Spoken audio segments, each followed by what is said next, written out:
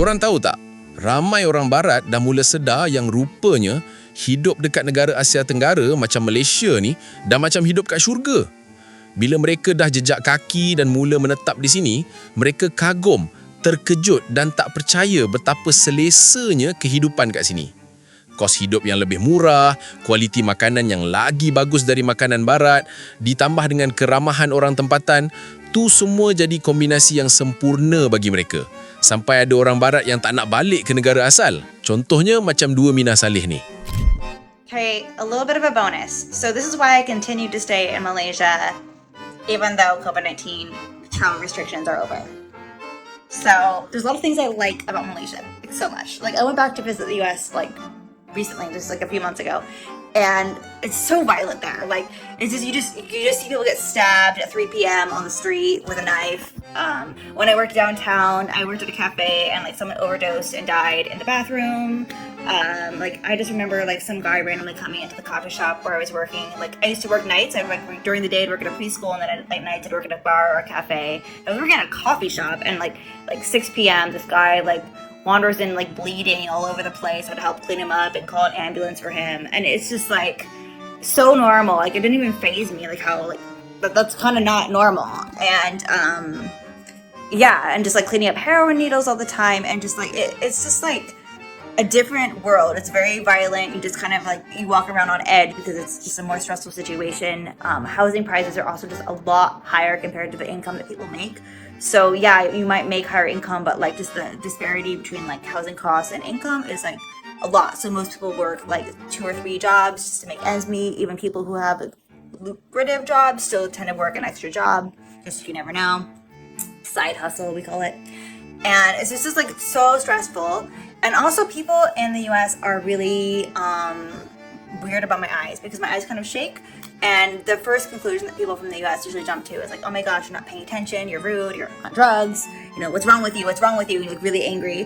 And in Malaysia, if people do notice, because eye contact isn't really as important the same way in Asia as it is in the West, if people do notice, they'll just be like, oh, are you okay? Like just like a normal, polite thing that you say because you're a decent human being. So I just generally have a better vibe with the Malaysians. Should I move to Malaysia? We've been here 4 months. We left the UK 8 months ago, so half of that time has been spent in Penang, and it is incredible. We don't want to leave. It's got a hold of us, I think. I don't know if it's the Malaysian way, the Malaysian people, the food, the culture, the sun. It's everything. It feels like home, and I know it's not yet. We do have a 2-year lease here with a visa that allows us to stay here for 2 years.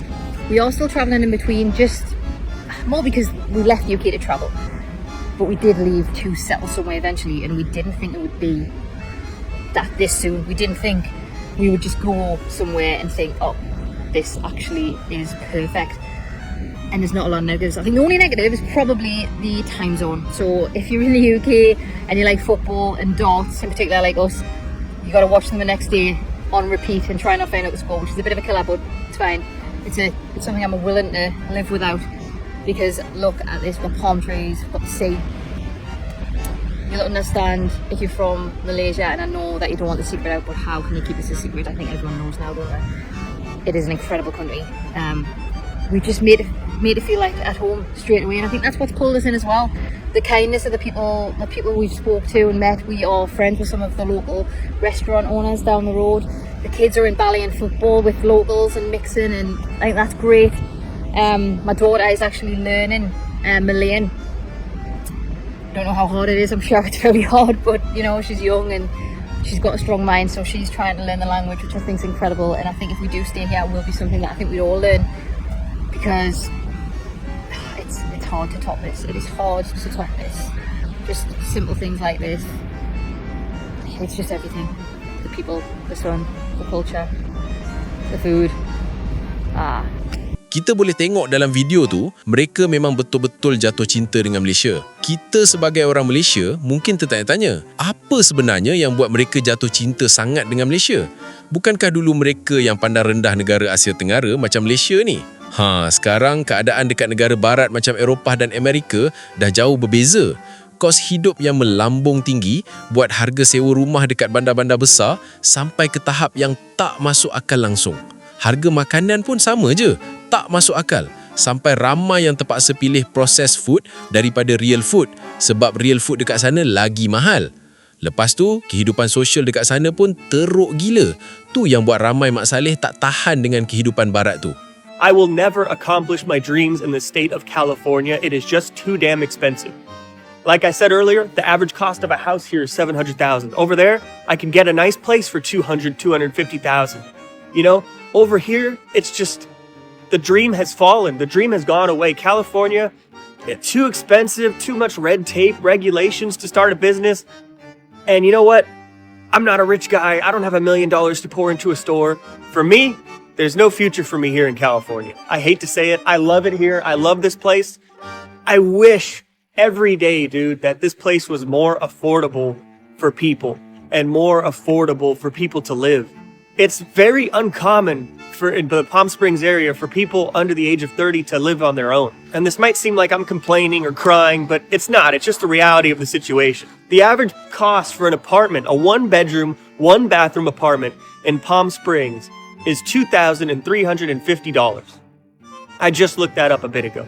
$2,350 for a 1-bed, 1-bath. Just forget it. Just forget it. Sekarang dah terbalik dah keadaan. Dulu mereka yang ingat negara Asia Tenggara ni negara yang mundur dan suram. Tapi sekarang, ramai orang barat berebut-rebut nak duduk dekat negara Asia Tenggara. Memang betul, negara barat tu tetap negara maju. Tapi dari segi kualiti hidup, Malaysia ni jauh lagi atas berbanding negara-negara barat.